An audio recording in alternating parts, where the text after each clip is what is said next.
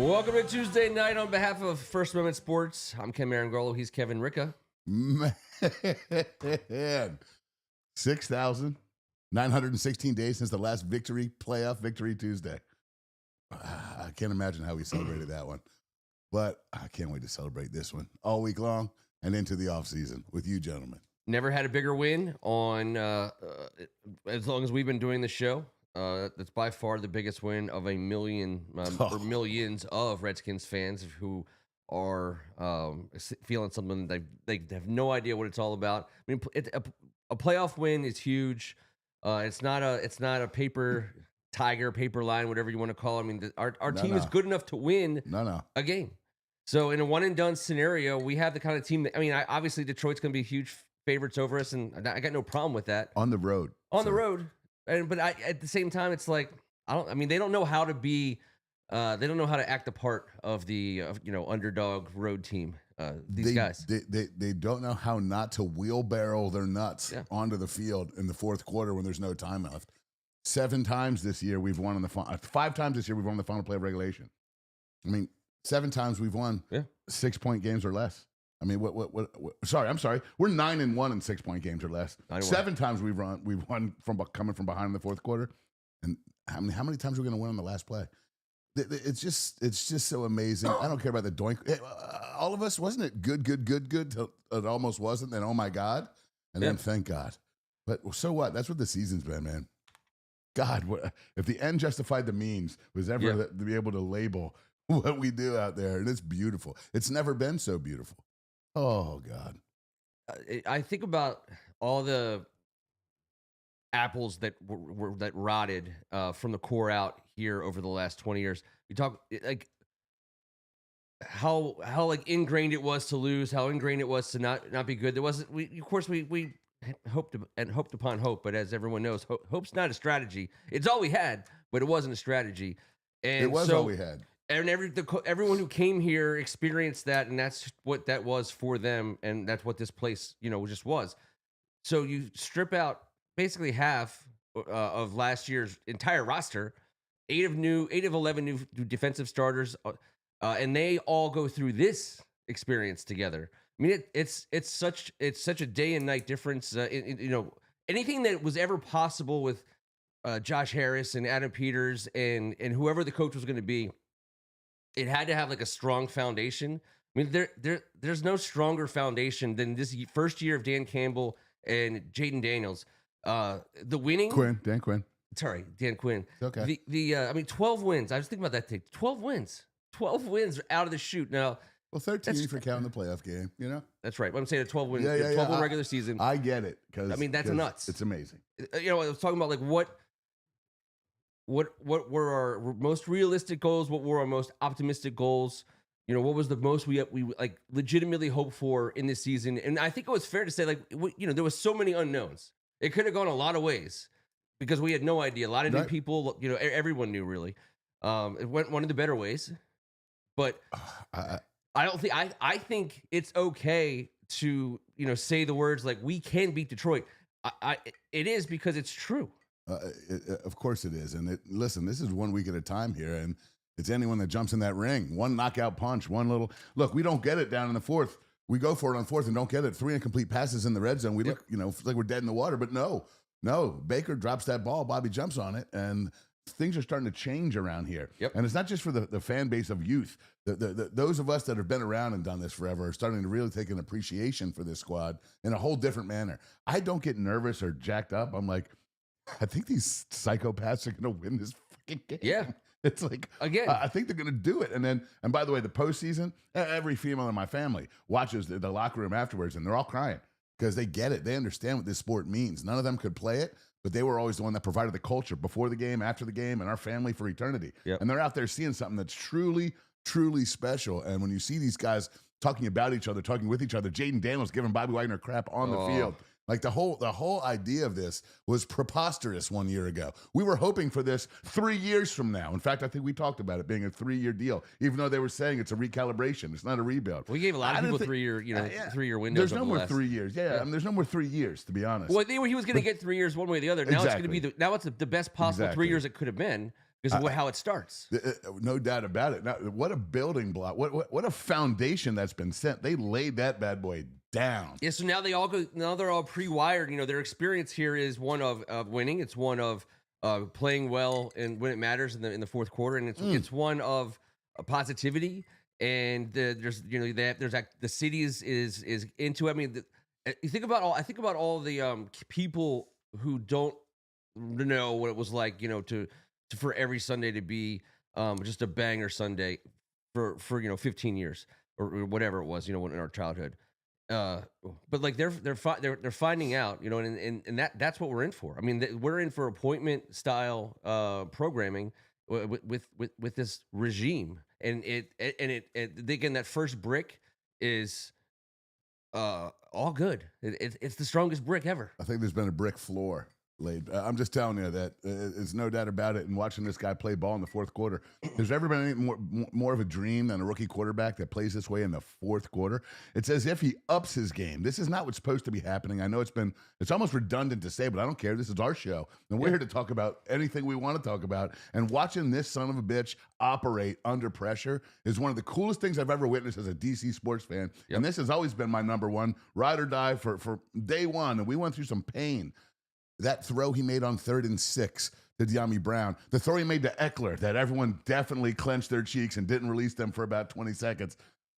He's just magic. He's just magical. He is it. When Terry McLaurin was hugging Magic Johnson, I was like, not even Magic has this much magic. No. He might have used to, but right now when he hugged Terry, this is what we talked about. It's what we talked about. Like, he is. If it's possible, if it's possible because of Jaden Daniels, and it's going to happen because he's the real deal. He made clutch plays, but and we did get opportunities with the Baker fumble, even though Baker fumbled a lot this year. We got the ball with just under 5 minutes to go in the game, and they never got it back. That is something just by itself. I mean, obviously it was a game that was decided on the last play, but that's because we wanted it to be decided on the last play. Like, we made it decided on the last play on our terms, and that the ability. I mean, in a road playoff game to get the ball back with just under 5 minutes to go and to win the game in the exact perfect, precise way that it has to get done at the highest possible level. I mean, all the plays that went along with it, the scoot for around the right side for the 3rd down conversion, all of it. That's why I think we have a chance against Detroit, because we have a will that we can exert on you. If it's going, and I we didn't hit the 4th downs that we usually hit. No. And we're gonna hit him, but we did all right by him, and also when you win 7 times on the final play of regulation, that is a staff, a head guy that's putting his team in the proper position to win relentlessly. Yeah, we've never had that. How many times have we had the conversations about the mismanagement of the clock and the timeouts and the field goal and the decision forever? Yep. We keep on doing the right thing consistently from the top to the bottom, and everyone believes in this guy. 7 times. Sieber's 30-yarder against the Giants, the Hail Mary, the failed 2-pointer in New Orleans, JD to Crowder in Philly, JD to Ertz in Atlanta, Terry from Marcus Mariota in Dallas, and Zane's 37-yard doink. Like, we deserve to feel those. The 7 times that we felt that this year, we freaking deserved it. We've all dug our heels in for a quarter century and dealt with the biggest mismanagement of all time and still bleed burgundy and gold. Being here today says everything, man. And I could not wait to come here and just finally feel it. We won a freaking playoff game. We won a playoff game, and we even did it we lost a playoff game in Tampa Bay on a field goal attempt, play. So, the fact that we were the team that had a chance to win it at the buzzer with a field goal, makeable field goal. It was a long one, but it was makeable. And the snap didn't even get to Brad Johnson, and the game was over. So. It's gone both ways, and I know a lot of teams would be like, "Hey, you're talking about something that happened 20 years ago." Well, yeah, that's the last time we won. It's not our fault, man. It's not our fault. But look, that crap happened. But I know right now in the present, I know this: every time that we have won, our only losses. I'm sorry, the only times we've lost are 5 losses. 5 times that we have lost the time of possession game. Every time we've won the time of possession game, we've won. 3 times we lost the time of possession game and won anyways, but those were all division rivals, and they were all at home. Philly, the Giants, and the Eagles. So what I'm saying is, that's time of possession, these bastards. You know what I mean? Because that says we're going to win. Because Tampa Bay, Baltimore, Pittsburgh, Philly, and Dallas, They won the time of possession game against us, and this is a Detroit team that's awkward. Who knows if they can win the time of possession because they can score from all over the goddamn place, and that limits your time of possession. But so can we, and our offense is way better than their defense. Yes, their offense has 6 Pro Bowlers on it, Ken. 6 Pro Bowlers on it. They're legit. Ben Johnson and that whole operation has been getting it done for a while. And they're going to go for it on 4th down, and they're going to give Jahmyr Gibbs 1 billion touches, and as well he should have. And David, like I was telling you before, like David Montgomery, they say may or may not play, or you may play, is leaning towards playing. I hope he does. I mean, I know he's great. I know David Montgomery does his own thing well, but every touch that Jahmyr Gibbs doesn't get, I'm good with. Yep. Well, listen, they're on fire. They're on fire. 457 a game, but we talked about Tampa last week. Same thing. Yep. Goff is on fire right now. I mean, he's on a heater. There's no doubt about it. Now, he had a little couple hiccups at Minnesota, even though the team didn't win a 31-9, but he had 2 picks because before that, he had 10 touchdowns and none in the previous 3 games. But I don't give a damn because he has come out with a bare front look out of the gate. It was a look, but Frankie peeled out. That's part of our gig. That's part of our repertoire, and I like it. I like how we disguise things. But guess what? Detroit's defense better start disguising because they've given up 27 and over 420 yards a game for 4 weeks. They're giving up numbers to guys. Caleb Williams went for 334. He hadn't done shit in weeks before that. So we can score all over this defense. We can run on this D a little bit, and I'm just telling you, we can do what we want. And unfortunately, I think they're going to have some capabilities to do what they want. They have the most weapons we've seen or dealt with, without a doubt. But I do like that quarterback, even though he's great, he's not Mr. Fleeterfoot, and he's not going to beat with his legs. That's one thing that I appreciate. Now, you know, Ben Johnson was in the mix and kind of gave us the stiff arm. You know, I mean, we got, whatever. Wait, did you hear about that story? Whatever. There's like a new version of that story out there now, and I don't know if it's real or fake. I haven't looked fully into it enough, but just a comment on it because why not? Basically saying that Ben Johnson wanted Sam Howell as his quarterback if he was the head coach here, and Adam Peters said, "I'm drafting a quarterback," and canceled the interview. That was a story that came out today. That sounds like a weenie roast. All right, okay. I know this. Anthony Lynn was the damn offensive coordinator that Dan Campbell brought in. And after 1 year, after like 5 games, it wasn't working. They demoted Anthony Lynn, who's now our run game coordinator, running backs coach. And then he took it on the chin like a gentleman while Dan Campbell called the plays and they promoted the passing game coordinator, Ben Johnson. So you got that little stuff. And we get Austin Eckler out of the deal, I think. We did. And the last thing about all the little rivalry stuff that we're going to get is that Dan Campbell's lost once. 4 times he's come out of a bye. 4 times as a head coach, he's come off a bye week. He's only lost once. That was 2022 to the Dallas Cowboys, 24-6. A defense led by none other than Dan Quinn. They gave up 2 field goals that day. All right. That was out of the bye week. Just letting you guys know. Because we just saw what happened in the college football championships. The 4 teams that got byes all got whitewashed, and 5 through 8 competed for a title. So, yeah. There's so many things running through my mind. This game might be 57-55. I thought that last week, too, and I was wrong. So, I'm going to calm my ass down. I think it will be. It definitely will be. Oh, it's going to be. Will be points. Yeah. I mean, a low-scoring game favors us because that will mean that we kept them from scoring 40. Sure. I think if we hold them to anything with a 2 in front of it, up in a 2 including 29, I think our chances of winning are way better than 50%. That day they had 5 sacks and 5 turnovers, so that would be good too. We can collapse a pocket, especially if if they're cycling in.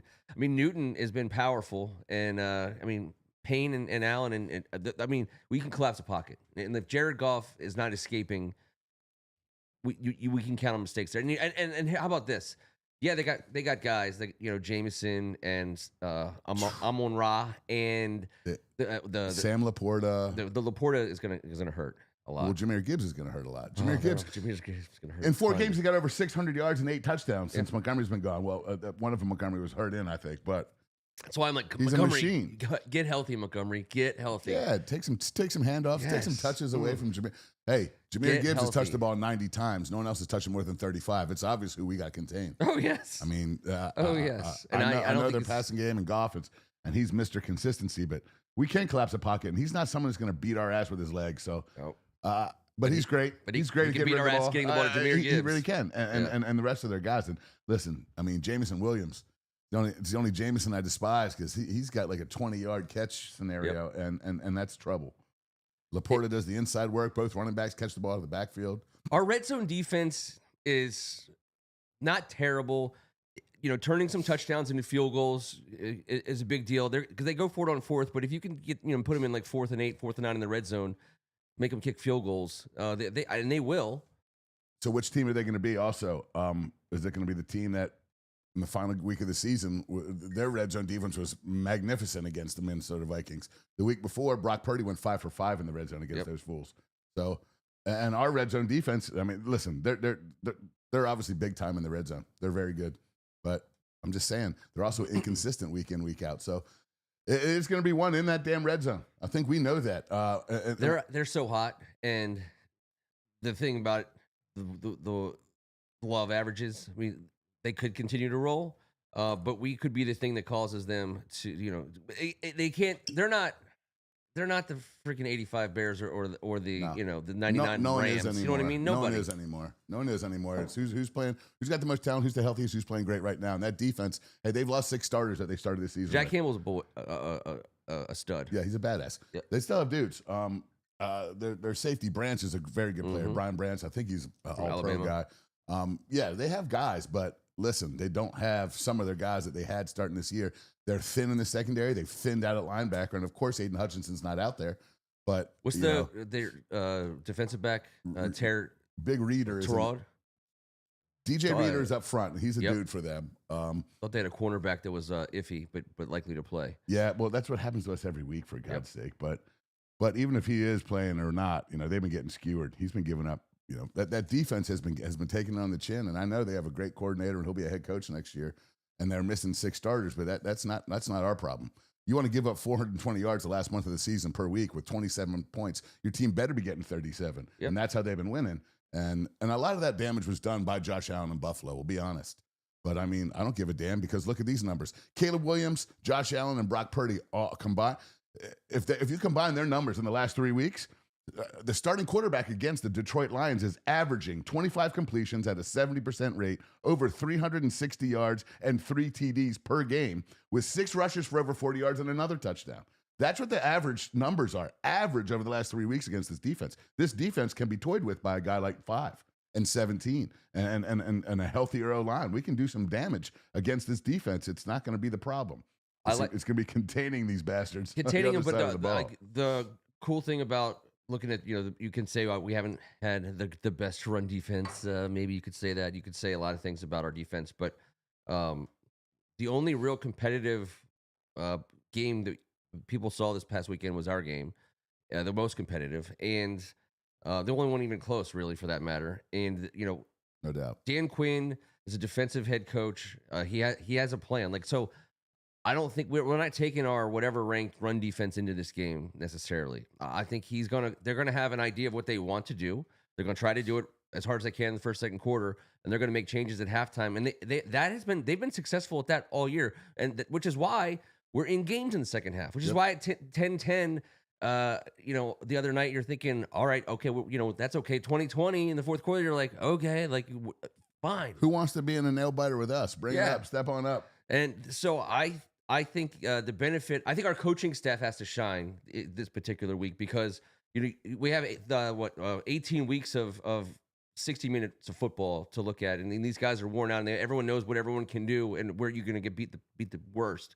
But somebody's got to draw up something in the dirt going into this game, and that is Dan Quinn. I'm confident of that. No, I've never been so excited for a game. There's no expectations, although, listen, we're not lining up to be like, oh, we're happy with what's happened. No, I'm just not nervous. They should be sweating bullets. No. They should be sweating bullets. Listen, Dan Quinn's gone up against this guy twice, all right?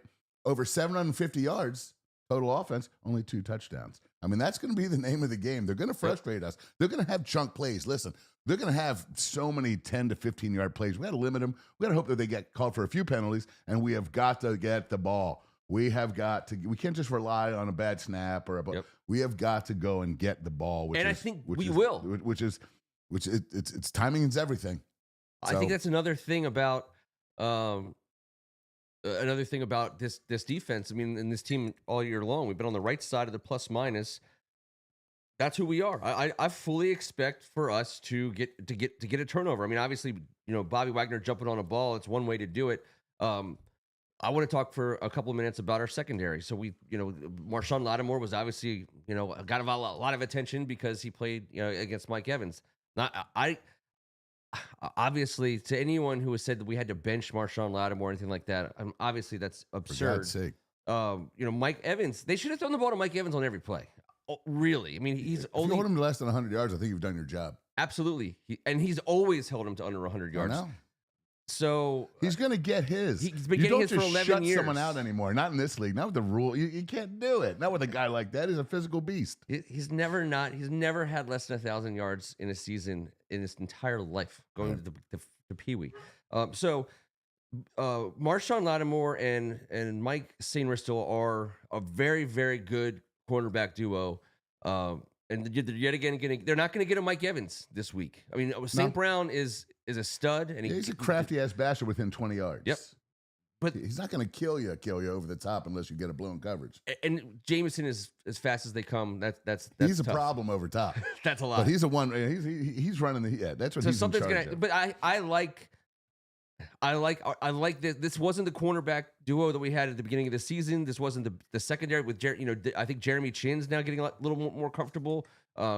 He knows what you get as a safety. He knows what maybe a guy like Marshawn Lattimore can do. You're gonna get popped right in the chops. Yeah, when he comes up, and then so, they're gonna feel great. I like our defense to not be. It's not the defense we've been watching all year. Is the point? It's new. It's because Marshawn Lattimore makes it new. And Jonathan Allen's back, by the way. He's been gone for a while. So you add Marshawn Lattimore and Jonathan Allen in the last couple weeks. Yeah, that's kind of cool. You love a veteran presence this time of year. I wish I could say he had a lot of playoff experience. He's got one game, but he's a veteran guy that we're happy to have right now in this lineup. Yep. And the more the merrier. A lot of these guys, a lot of these vets that have league experience and a little bit of playoff experience around a guy like Bobby Wagner, who's played in 1,000 freaking games. I mean, yep. This is what matters this week. This is the first time we've had guys like this, guys that will say, "Hey, listen, Rook, it's a little different now." You know what I'm saying? Yep. It's a little different now. We got to practice a little different. We got to pay attention a little more detail. This is it, man. And this freaking Detroit Lions team is freaking capable of just hiding the ball in a box with a. There's anything that can happen. Total it shell is game. going to be they're absolutely going to take a crack at us and try and embarrass us one way or another. Ben Johnson's going to try and prove to the world that he's the smartest man alive, and that's fine with me. That's fine with me because we know what we're going to do. We're going to run that thing and put it in Five's hands and play some defense, especially in the red zone. I like that they don't have a Mike Evans, right? They don't have a guy that you can just say, okay, on this play, I'm 100% going to that guy and just going to throw it at him, and he's good enough to do whatever, no matter what. They don't have that guy. So I think that's why I like Marshawn Lattimore for two reasons this week. I think he's legitimately a guy that they could say we're not going to go after because we're always going to have two or three other great options. So if whoever he's guarding, they're still going to have Gibbs and Laporte. I mean, Marshawn Lattimore can only guard one guy. Although in single coverage, in this league, you go after anybody. I'll be honest. But they didn't go after that. Marshawn got 0 attempts, like in Atlanta. What? No, New Orleans. New Orleans. That's right. His New whole Orleans. team. Yeah, they weren't having it. That was a loaded. That was. But you're right. But it was the different. next week he played against Philadelphia. On the first play of the game, they went right at him. That's right, AJ. So, that's why petty ass. What's his name? I think. Sirianni. By the way, kudos to you, Jahan Dotson, for your playoff touchdown. I love it. Yeah. So he was due. Due. I think Marshawn Lattimore makes a play this week. I think he gets a turnover. I think this is his week. That'd be sweet because they are going to throw it at him, and that sidelines will go nuts. And especially it's early in the game, and we need to get something going early. This is not the type of team you mess around getting behind. Nope, you just cannot do it. And if you do it, you have to stay patient. You cannot give in to the scoreboard early in the half. This is the long game this week in Detroit. And we have got to stick it out. And it's going to be hey, listen, our fan base knows how to stick it out. We've gone through some hell this year and come out on the right side, after going through one game of hell and figuring out how to win at the end. So it's going to be very similar. I don't see anybody winning this game going away. And if it comes down to the end, I'm just saying, I feel really good about this young group we got because they're too dumb to freaking believe they can't do it. And if it comes down to our offense needing to make a play to win, that's out. The advantage is in our favor. If it comes down to the end of the game and the Detroit offense is on the field, that's probably their advantage. I agree. And if we're in a game that comes down to that possession, then that's exactly what we just told you was going to happen. It's very interesting that both offenses are decidedly better than both defenses, in my opinion, in a playoff game right now. It tells me that anything can happen. And look, that 1-6 seed, you know, it's not like it hasn't happened. I think it's the 1-6 that they're 2-4 in this new system since 2020. In the 1-6 game, that 6 seed is 2-4. I'll take my chances with 2-4. You know, in football, it's in January. Like you got to play. There's some teams that are juggernauts. They're going to roll over everybody. But football, these guys, they're like killing each other out there. You know, and you get to week 18, week 19. Everybody is changed. It's a changed group of individuals at that point in time, and I think you put our guys on the fast track indoors, and let them be super athletic and let Jaden pick them apart. It's going to be great when people are checking, you know, when the national audience is trying to find out who John Bates is, or how is Jamison Crowder still in the league, or, you know, who is Luke McCaffrey related to Christian McCaffrey? Like all like the questions people are going to ask, because I think the ball is going to get spread all over the place because they can. I like our offensive line's chances against this defensive line because that's where they've been decimated the most.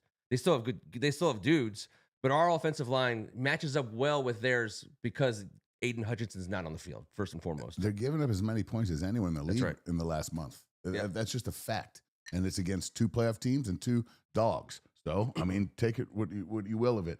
The strength of their team is offensively, and obviously they're going to run the shit out of those 2 guys. And when Montgomery comes back, he will get his. Yep. And I don't think it'll take away at this point because I think he'll be more featured as a secondary guy this week because, you know, they're not going to throw him back in there and give him 20 and put Jameer back at 10 and chuck him 3 screens. That'd be great. Yeah, but it's not. Montgomery's no joke. I mean, he's a Pro Bowl guy 2 years ago. This is a dude. Oh, of course. And that's who they are and who they want to be. This is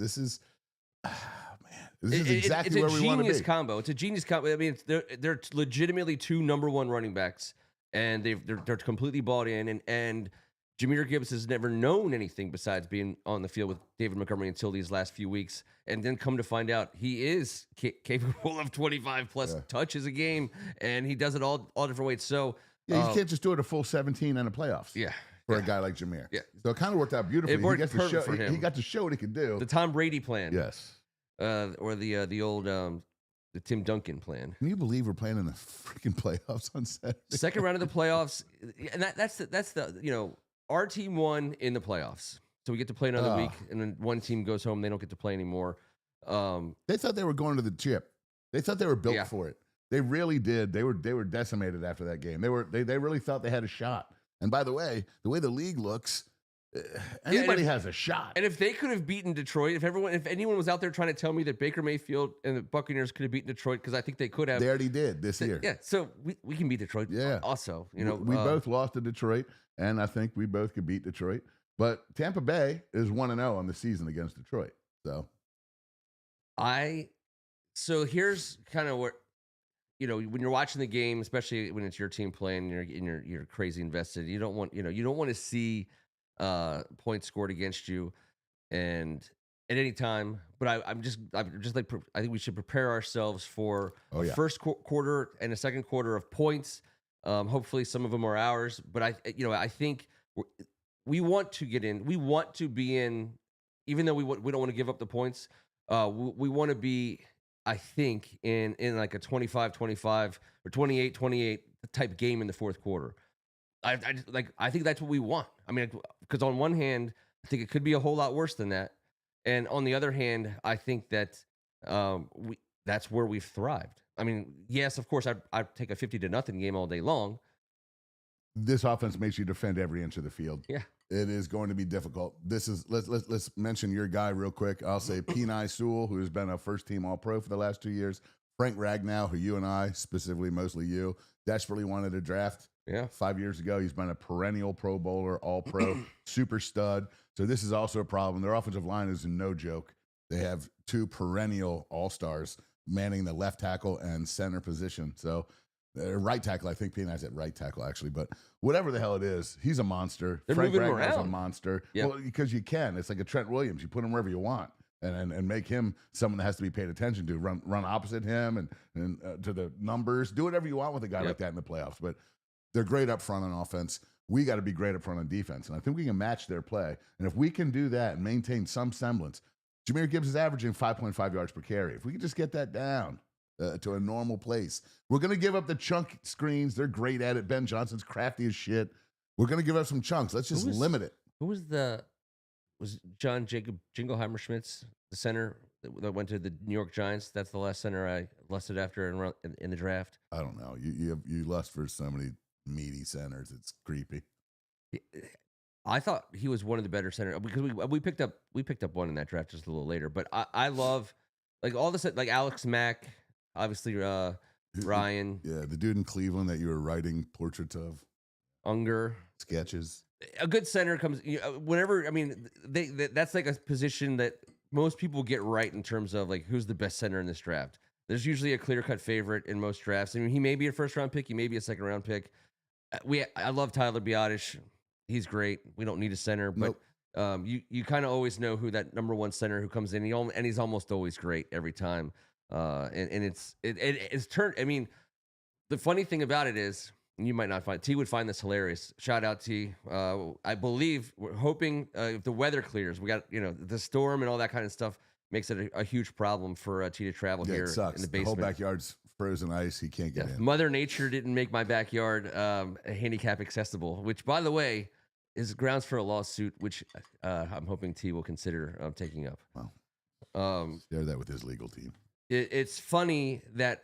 Over the years, I've spent so much time talking about centers, and this year in particular, Tyler Biotish might be one of our top three most valuable players because every time he's been out, there's been a no cover charge for our backfield from all defensive players. Yeah, it's been tough without him when he came back and played hurt, it was a little tough too. But he's an animal. I love that we have him, and he's a guy with some playoff chops these last few years, and.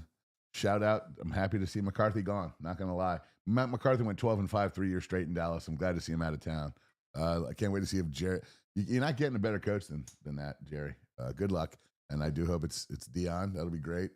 It'll just be constant distraction forever out there. That's fine. And I like Dion. I don't mind. But he's distracting. I'm just saying. Very distracted. I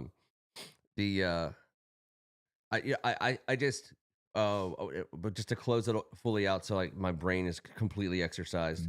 Don't just go up to old centers and put your hands under their legs. Casey Raybach was a very good free agent center addition to our roster for a while, and I was trying to think. I think Tyler Biotish sets the bar just a little bit higher in terms of a veteran free agent center who comes in and gets it done at a super high level for us. We've had other guys and they've been fine. Casey Raybach, who I'd rather have drafted someone than him, he was good for us for a while. Yeah. Tyler Biotish comes in. I think he comes in at a higher level. And again, last year's offensive line was so bad. We said all year long, 3 new starters. We got 3 new starters, and you can look to none other than like him, Tyler Biotish, for the success of everything that we've been able to do this year. I agree. He has been the guy that's not just the glue. I love him. But he's also a badass the way he plays the game. Yep. He's a badass. I love it. He gets after it, and he's another reason why we're here. He's been so crisp to put this whole new offense in. No one's even talked about that guy. I mean, he's making the calls at the line of scrimmage. That's right. He's doing a ton with the rookie quarterback. He's his right-hand man in this, and he's been fantastic. So I hope he's fully healthy. He's been getting back. But he as much as I obviously do not like Dallas, and that's where he came from, which is always hard for you out of the gate. But the bringing in of Dan Quinn, medicine man, and giving him the chance to set that again that foundation, that is the perfect guy. Like again, we're talking about we're intermixing talking with the playoff game with how we got here. You're talking about the right people to add at the right exact second, and so Dan Quinn already knew who he was. Knew that they were like-minded, and that how I want to be is how Tyler Biotish is. Right. And Tyler Biadasz is like the kind of team I want to play for is how Dan Quinn runs a team. And that, so again, these day one things that are miraculous that we got, like we got him. And that is, and he's going to be here for a hot second, and he's going to continue to, and we'll be able to upgrade around him.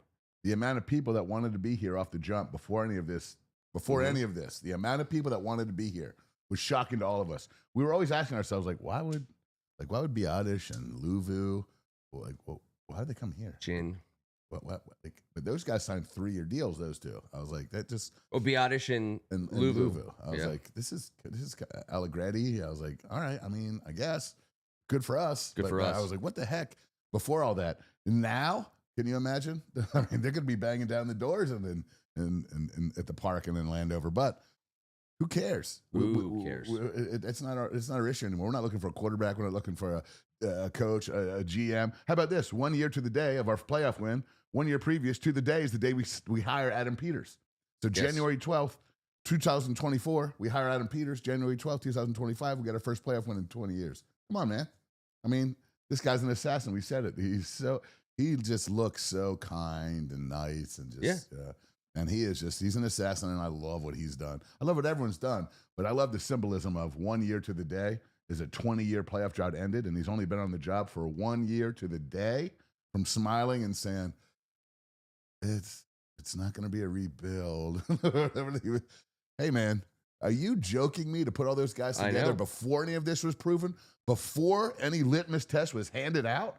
This is pure faith in Dan Quinn and playing the game the right way and ownership and a franchise that was going to get turned around.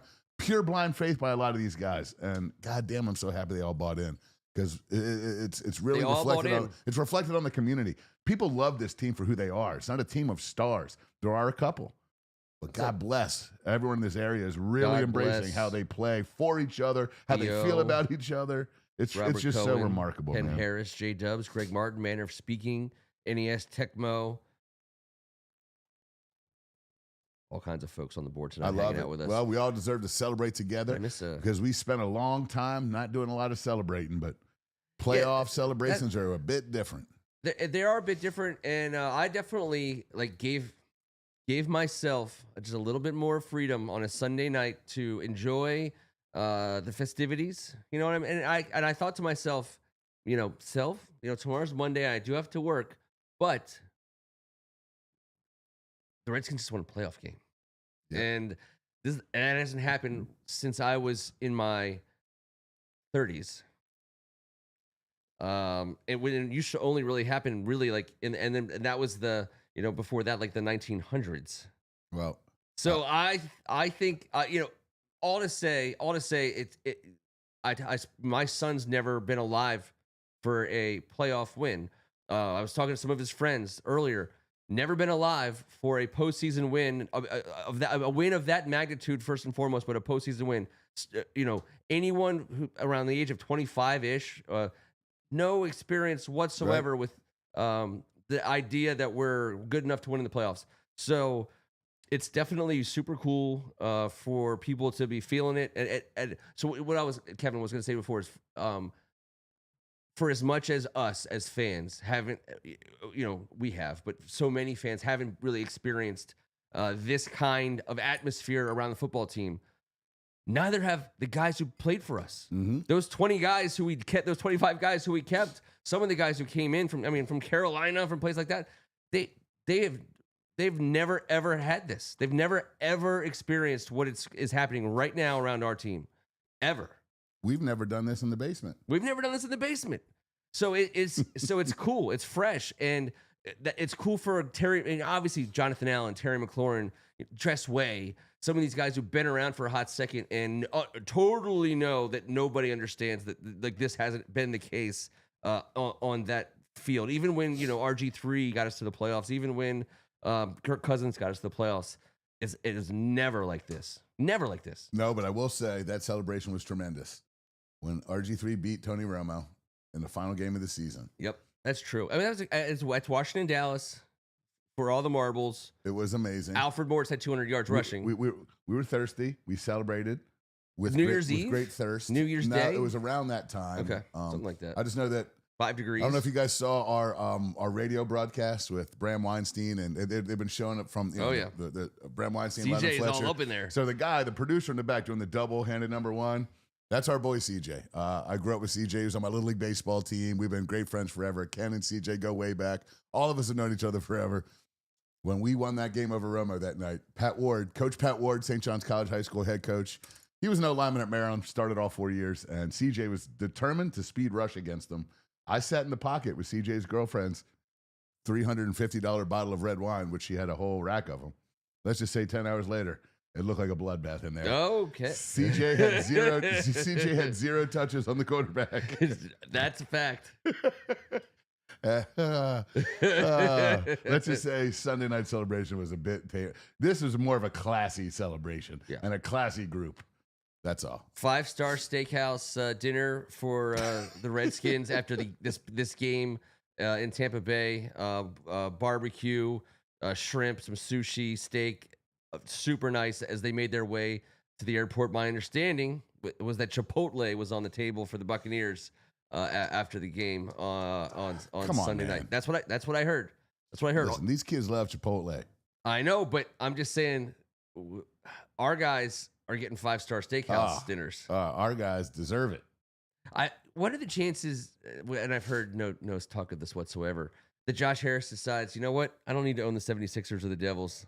Let's just you know what? Let's raise some money. Get out of that. I like it down here. I like it down here.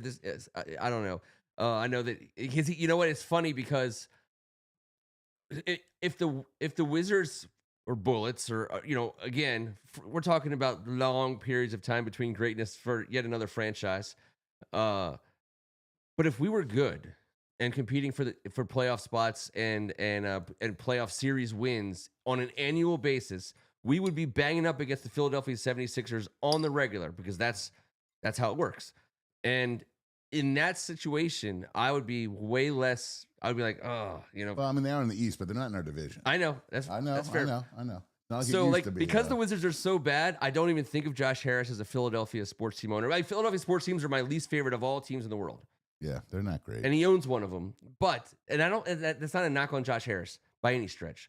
But I know that he's gotten flack from the Philadelphia fans. And there was I saw a bunch of stuff come through over the last couple months. Who doesn't? Well, I'm just because for whose side is he on, kind of a thing. Well, sorry. Again, just another. Sorry, thing. Philly. I'm just saying. There's okay. Of all the people that I want to know that my special friend is two-timing me with, it's not Philadelphia. I don't want to be dating the same girl as Philadelphia ever. Ever. Gosh, then, good luck. That's all I'm saying. I think Josh Harris just can you trade for a different franchise. You know what I mean? It's all good. All right. We're going to talk about final score predictions for the game this week. The team that's covering our game, we're on the Saturday night slot. Burkhart and Brady. And I'm looking forward to hearing Tom Brady talk about Jaden Daniels, even though Brett Favre is still my number one. Dude, he's in Detroit right now trying to woo Ben Johnson to the Raiders, from what I understand. So it depends on what website you look at, but they're like, why is he calling this game? It's going to be the biggest now polishing of all time. Ben Johnson. Ben Johnson on the 7-yard carry. Great call by Ben Johnson on that one. He knew there was going to be a guy there. Yep. But I think Tom Brady, he also can stick a wet thumb in the air and know which way the wind's blowing. I get it. Listen, Tom Brady's about to make 8 gazillion calling this playoff game Saturday night. Coach Bill Belichick, he will be at your son and daughter and my son's high school tomorrow on the recruiting trail. How about that? Coach Belichick. How weird is this world? Bill Belichick will be at St. John's College High School tomorrow recruiting Tariq Boney, as he should. As everyone should. Oh, he should be recruiting him to go to the league. Anyways, I know this. I know, damn it. I know. What do you saw got? me. I just got a little. I wasn't paying attention, and I got a little gluttonous. No. By the way, shout out EO. You know, the bottle of 15. I have said, I'm not. This isn't a shameless plug. We're not sponsored yet by Redbreast. If there's anybody out there that can help make that happen, We love you. By the way, the Gaithersburg core there, that's how I roll. We have actually people in the UK. We got our whole Welsh audience. Anyone out there that can hook us up with the Redbreast. But the Redbreast 15 is my #1 bottle of whiskey of all time. Like if you were, it's absolutely freaking delicious. It's the best bottle of whiskey ever produced. Oh, God. That covers scotches, bourbons, ryes, all of them. That's the #1 bottle. So that is for days like today. So cheers, sir. Well, hell, cheers, sir. Cheers to and many more days with number 5 at the helm. The coaching carousel is spinning madly right now. We'll get the EO's summertime look off the screen. By the way, shout out to our audience out there in California. We know that there's some of you guys out there watching us. Stay safe. Hopefully, I feel like the information is. You have to be careful what you listen to, and so what's going on. But at the end of the day, we're trying to stay in contact with people who are out there, family. I got family out there. We have folks out here who folks on our board right now who are absolutely impacted by these fires. So they're sending all the positive vibes, man. Yep. Whatever Jaden Daniels would do, stay safe or say, just this football doesn't matter. I bring him up because he's the one that makes me feel like this all the time. It's about people. It's about looking out for each other. And you watch him play the game. Yes, he's great between the lines, but between the lines, he's also an amazing human being. You see how he handles himself. So nothing's more important than handling yourself the right way. And I hope all those people out in California looking out for each other, get rewarded for the kindness that they've been showing. There's been a million positive stories that I've heard. So nothing but great vibes out there, guys. EO, here's the deal. Here's what you want to do. You want to have like a full set of tent poles available to you at a couple of different like safety deposit boxes around the southwest, southeast, Midwest and southwest. If you've watched his camping videos, he was famously they get to the campsite. They're setting up. Him and his wife are setting up their camp, and they do camping videos, and and his wife's like, "Hey, where's the tent poles?" And he's looking around. I mean, they drove hours to get to this place with no tent poles. So now we have to make sure you can't pitch the tent with no pole. Just saying, can't kick sand if there ain't no beach. If anybody could pitch a tent without tent poles, it's EO Anderson. Just for the record. I mean, that sounds like a great compliment, EO. But I'm glad it was directed towards you. Mm-hmm. And not me, because I think I'd have some trouble. He was a front man of Dislocated Boner, so it is applicable information. So the gambling community. Are you suggesting that the tent pole was replaced by the Dislocated Boner?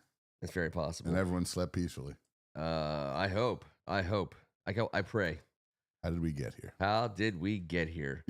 Oh, man. Keep sending your scores in. We got a couple already on the board. Robert Cohen. Cheers, 40 Robert Cohen. Good guys. I think NES, I like Green Spot, but it's no Redbreast, sir. I do like Green Spot as well. It's good. They're made similar. It's the same style but whiskey. This just is got a little bit more of. Yeah. Is NES a Green Spot? Yeah, Green Spot is great. I guess what is it, Yellow Spot or whatever the other levels. I knew as soon as the poll talk started that what's it? Obviously, the muff talk is next. Pillows everywhere. What's I have always brought the tent poles, and I will say that I do like Redbreast better than Green Spot. But that's only because I'm willing. You got to take a stance on. You got to have an opinion on stuff. We did it years ago. We had both bottles here, and we started off with one, and we drank the other, and I think we all agreed. 32-28 a final score for us. Again, they score in the 20s. I say we win because I think we can score some points on these guys, and I also like a 29-28, 29 or 29-27, something weird. I'm in that mix Actually, 29 is not a common score in the NFL at all, and it's almost on the roulette table. You never want to bet on 29 for a football score, just for the record. So mathematically speaking, it's very hard to get to 29. But I think under 30, we win. We hold them at under 30 because that's how good they are. Oh, they're great. Yeah. I don't know, man. It's just gonna be crazy. I'm going to jump in there and go with going with 30-27. I was going to be way higher, and your talk just talked me down. But last week, it's tough. These playoff points are tough. Well, I think that the reason I say that is they come out of the gates, and I don't see this Lions team. Just my opinion. If I'm wrong, don't throw shit at me. Coming off a 2-week bye, I'm sorry. You don't come out in that first drive clicking. And if you do, God bless you, you're a Super Bowl champion type team. Yep. So, and they're a great offense. And I do believe if we win the toss, we defer. So, but no one's hitting them like Frankie Lou was going to hit him, or Bobby Wagner's going to hit him, or Jonathan Allen's going to. No one's hitting them like that. No one's hit them like that for 15 days, 16 days. And they got to deal with Jaden.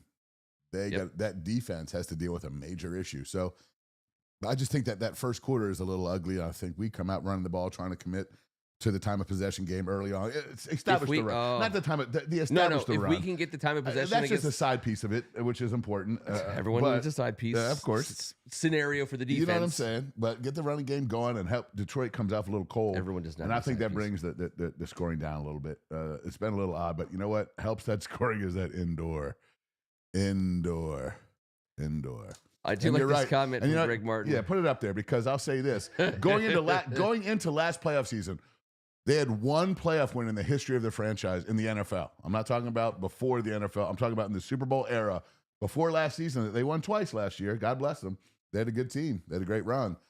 But this team has won one playoff game before that. So, historically speaking, this is a dog of a franchise, and we're not. But, if we're going to be talking about how it feels to be in the 80s like it does, then let's pretend like it is and not worry about the Detroit Lions, who are 0-3 against us all time in playoff history. They've never beat us in the playoffs.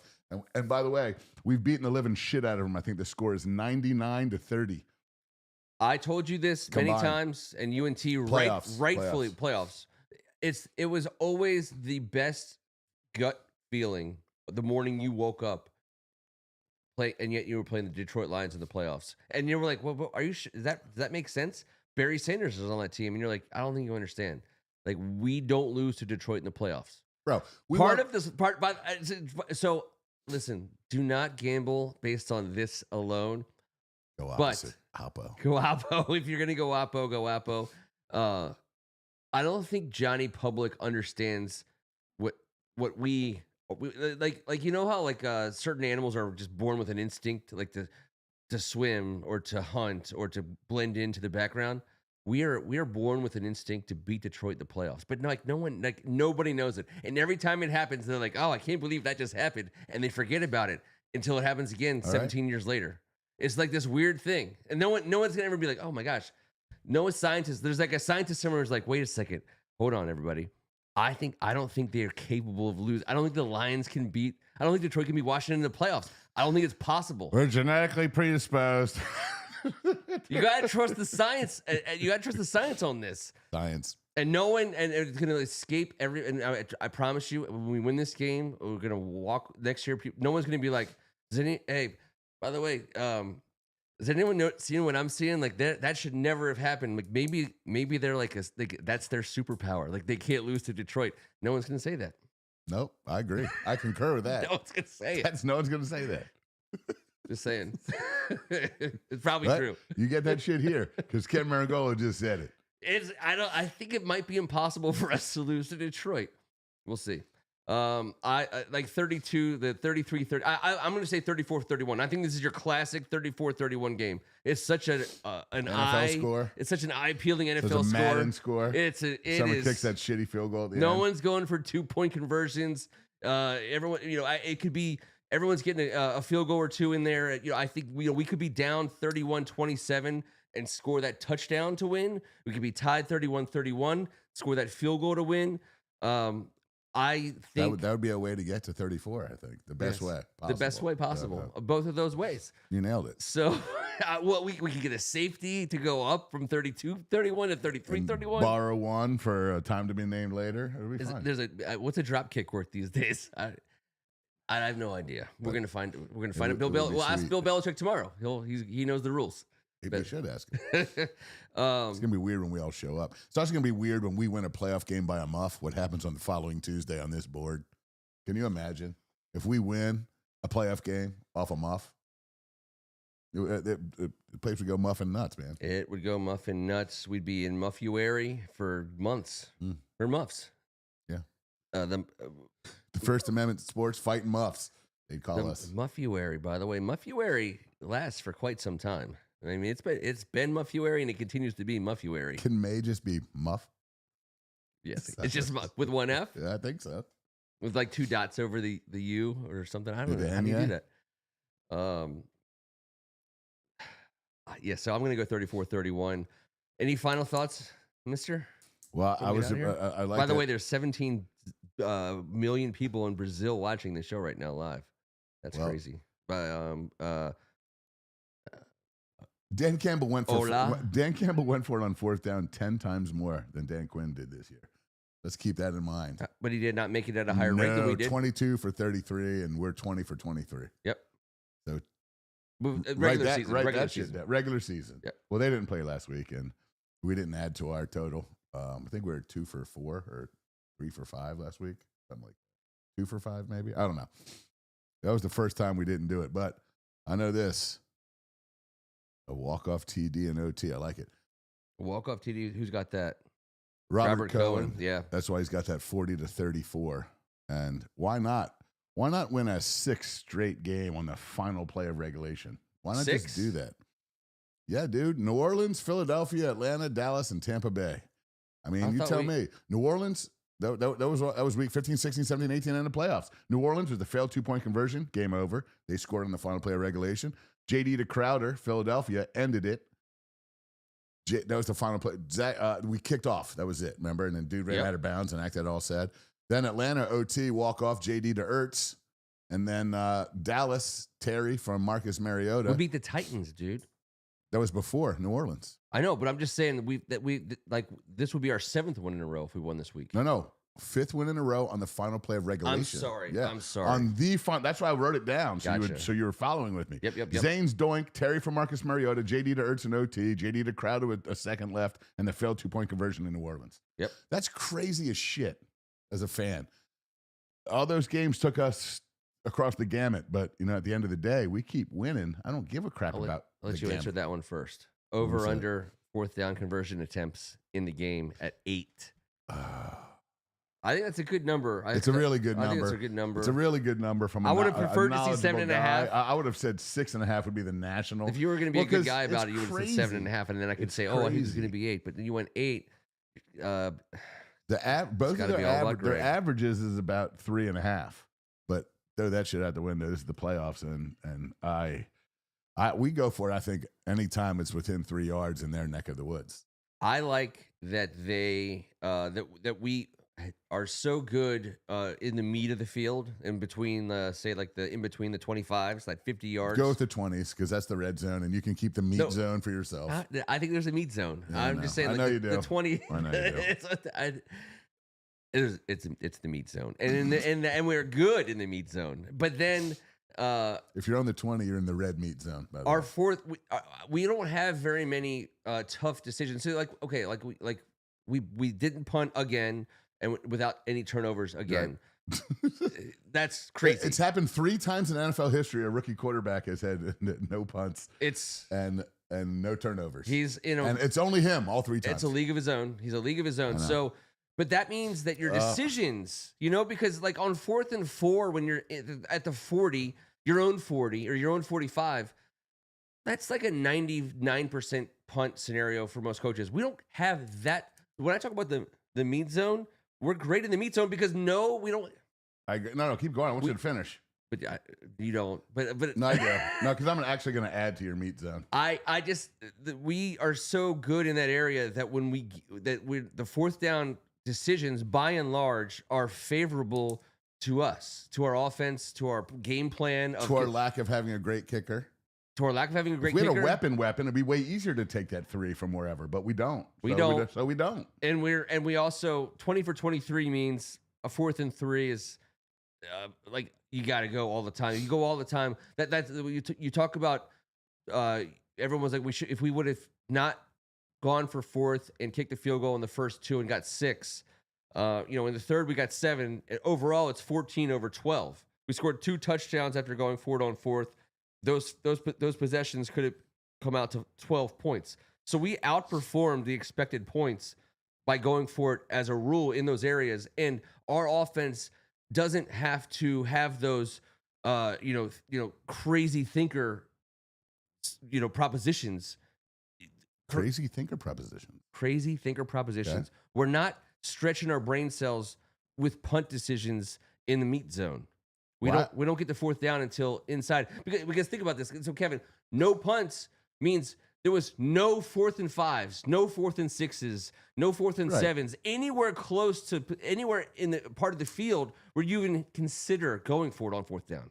Well, also keep an eye out for that fake punt that we haven't used all year this week. I'm just saying. Let him go. Because. Let him create. And I just want to collaborate right here with yourself, Greg Martin, and myself. I think that we've all come to this decision here tonight forever on this show. 0 to the 20 on either side is the red zone, obviously. 25 to 25 has been established tonight as the meat zone. That's the meat zone. And Greg throwing out the muff zone, as he wrote it, I had determined in my head that the 20 to the 25, just the top of the red zone. Just the muff of it. Just the muff of it. The 20 to the 25 on each side. On each side is the muff zone. That's the MZ. Red zone? Demilitarized muff zone. Muff zone. The DMMF. And the meat zone. Z. God, we have a terrible podcast.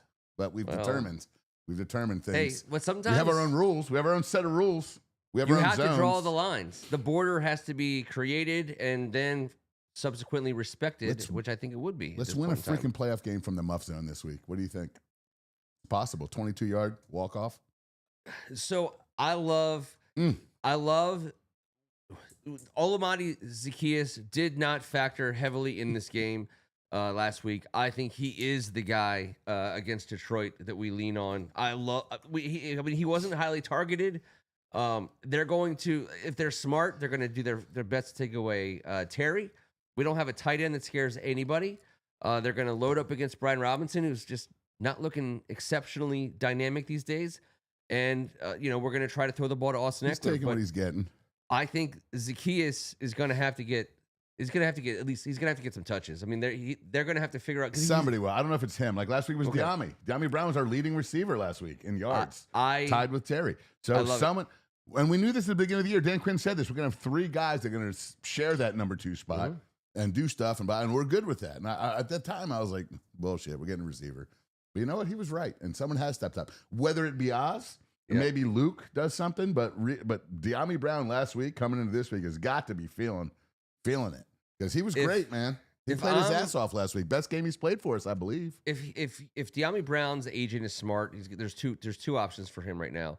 Because let's look it up real fast. Unless you know it off the top of your head, Diami Brown's contract situation. He's in the final year of his rookie deal. Okay, so here's the deal with Diami Brown. He couldn't do anything with the change of everything. He had to play it out. It's not like he was going to do anything. He didn't do shit. He's had his best production underneath this regime. He will likely get multiple offers to play. I mean, he's a player in this league, so he's a free. He's gonna be. He's like a 3rd tier guy. But I'm saying, but he'll have a job. Sure. That's when all. When you block and play hard and run that fast, you'll have a job. Exactly. Like Noah Brown, for example. Sure. Like guys like that. So if I'm his agent, I think the Washington organization would be more than happy to be willing to offer him, a 2 or 3 year deal at a very modest, price, and say, hey, he does exactly what we need from a professional receiver on this offense, and he has opportunities to shine. But whatever we offer him, someone else might be willing to offer more just because. I don't know that I love him, but there's a bunch of him. Oh, well, but we got rid of Jahan Dotson for him. If you can get him for. We got rid of Jahan Dotson because he can't block to save his ass. But Diami Brown can. In the run game. I know. But other guys can too. I'm just saying, I don't know if he's worth spending money on whatever. I like Diami Brown. Oh, no. I'm only worried about him right now. I have no idea about his future, but he's not someone that. The prospect isn't about whatever the market value is for Diami Brown. Whatever it is, I'm not saying what it is, right? But whatever the league would be willing to pay for him, I think we'd be, with our salary cap space, we'd be well served having a guy like him moving forward. Again, talking about building blocks. He's a meat zone guy. He can score from the meat zone, no doubt, anytime. And you always need that, which is why we got a Noah Brown kind of guy. Because I still think. Like, let's say you sign Diami Brown to a 3-year deal worth like $10 million or whatever it is, 3 years for 2 or 3 a year, which someone else might be willing to do better than that. But you still draft a 1st or 2nd round wide receiver, and then because you always know by week 17, by week 18, and potentially in the playoffs, you're going to be relying on a guy who we drafted out of Duke, who went somewhere else and came back. Then you're going to be relying on a guy that spent time in Philadelphia, who ended up on a roster. You're going to be relying on a guy like Austin Eckler, who is a from 5-1 tight end who runs a tight end who runs a 5-1. Tight end who runs a 5-1. Love them. Exactly. These are when these are the guys who are making up your whole roster. You look at it and you're like, wait, what's the common denominator? And all those guys, they're smart football players, every single one of them. And De'Ami Brown fits in that category, I guess, which is the ultimate point. But it also ties to our overall greater point about Adam Peters and how he built this first year.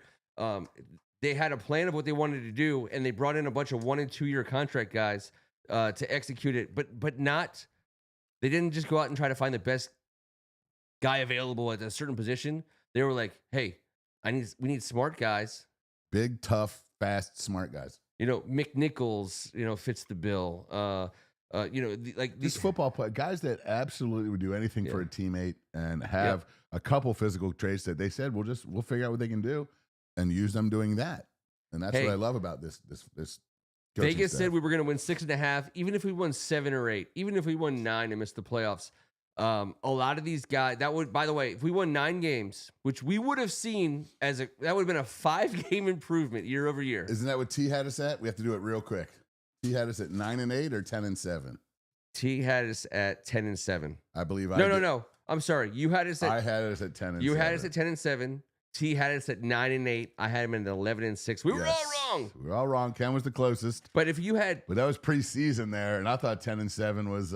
If we won 9 games, we would have had a 4-inch thick coat of lipstick all over that. We were like 5 more wins than the last year. That would have been the biggest success ever. And those 3 wins that we didn't get, that we did get in reality, were the ones that are going to be the biggest factor in these guys staying for more than the first year. If we won 9 games, Chin, Luvu, a lot of the some of the other 1-year guys, they're going to have plenty of options, and I am thinking to myself, what they have been like the seeds that were planted, they were watered. Kevin, you were singing to them. In the countryside. I've been doodling over here waiting Sound for this. Of music. I'm nervous. I'm so nervous. I did like that doe a deer.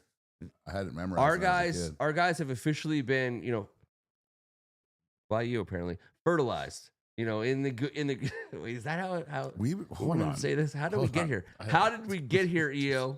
All right, listen. No fertilization. Our guys have been fertilized. We just won our first playoff game. That's in 2 decades. They got fertilized.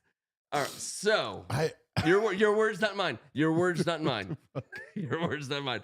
T said it as well. T had a lot to say about it. He kept talking about how fertile we were. That's too many. We too many are coming back, and we're going to talk about this game. T would say 1 minute too long. 1 minute too long. In this case, it might have been more than 1. Yes. Thank you guys so much for hanging out with us on yet another Tuesday night. Playoff winners, all of us. Playoff winners. Playoff winners. Let's go get another one. Enjoy it. This and just remember, go into this game with joy. Bring the joyfulness, because that's something that we have not brought into games. Well, 5 brings the joy, and he's going to bring another W. Bring the joy. I just don't understand why we wouldn't shock these guys. And listen, it's going to be a dogfight, but we're not getting worked. That I know. We are not getting worked. Come on, JD. Look at Derek Elphick commenting late with the Dotson TD versus Peck. Dude, we called it. We talked about it. We gave Dotson his due. Yeah. We loved it. We knew he was gonna. Turd. Because Howie has to have it. The goodness is real. Bring the joy. It's a joyful season. Keep it going. Have a fun ass Saturday. We deserve it. Yeah, we do deserve it. Enjoy this. Obviously, no one wants to lose. Obviously, the feeling of losing the playoffs sucks. I was explaining this to earlier tonight to a couple of my son's friends. First of all, they never experienced a playoff win. That's first. Secondly, they never experienced growing up when every Sunday you were probably going to win that week, and it was going to be a fun gathering of family and friends. We just knew. Yes, we knew, and it was every single week, and that's what we did, and it was like 12, 13 years of our entire lifetime in our where we grew up. So they have no idea about that. But when you think about the playoffs, when we were kids and growing up with this team, losing in the playoffs hurt more than anything. It was like it was a shock. It was a shock, and it was the absolute worst day of the year.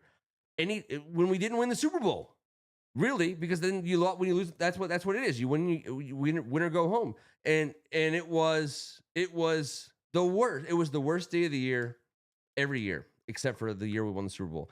So so many fans, they don't know about that at all, and so and the beauty of what we're building here right now and where we are at this very second is A, the Detroit Lions are going to be favored. B, you better believe the Washington Commanders can win this game. There's no doubt about it, sir. And that is so much reason to celebrate, and that is so much reason to be up for another however many 6 days, 5 days until then. I mean, it is celebration time. It is joyful. This is the joyfulest season of all. And the final thing I'm going to say in the world of non-sports related reasons why we are going to win.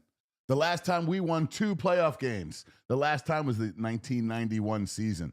Who was our second opponent that season in the playoffs, Ken? The Detroit Lions. The Detroit Lions on the way to a Super Bowl championship. So Detroit's been number 2 many times. Who does number 2 work for? Many times. 0 for 3 versus us in the playoffs. Redskins, last time we won 2 was on them. I watched Barry Sanders lose the only playoff game that we've ever won in Northwest Stadium. I watched him play that day and not beat us. F Detroit. Try and remember. F Detroit, but try and remember that, but also try and remember that like scientifically speaking, I don't think it's possible we can lose to Detroit. Now, hey, listen. Those are just words said in the basement. And we're going to say some more words next week after this game is over. But we squeaked by 41-10. Thank you, Ken Harris. You are right once again, as you always are. I just love that we can enjoy a postseason that we're a part of. That was kind of my overall point. We were a part of every postseason for so many years that the postseason was defined for me as whether we won all the way or whether we lost and it hurt too much to watch the next week. I couldn't watch games. Well, they the didn't next matter. week after that. They didn't. I was like, because I didn't care about them. Yeah, I didn't care about who won in the football time. Super Bowl if my team wasn't in it. That's crazy. People have no idea like that feeling. Like I literally couldn't care. I mean, I would watch Super Bowls, but it would be hard for me to watch playoff games. It'd be hard for me to watch anything after my team lost because I don't care. Just let Jaden Daniels inject all of this new amazingness into all of our veins and make up for the 25 years of missing out on championship football.